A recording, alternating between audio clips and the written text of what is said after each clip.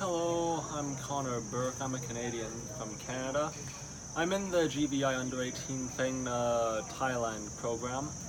I've been here for about 9 or so days now, and I've really enjoyed it. My favorite thing that I did was probably, give me a second to think here.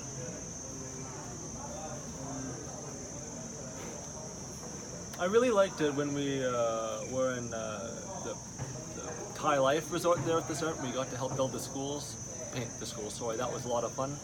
And the Khao National Park was a lot of fun. Swimming in the waterfall was really great.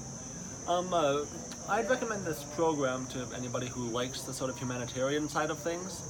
Although if you're like a real city person, you might not enjoy it so much, but it would be definitely a good idea to come out and give it a try. Maybe find a side of yourself that you didn't know that you had before.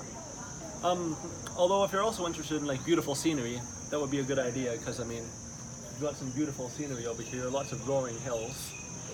So yeah, I'd recommend this to anybody who wants to give it a try.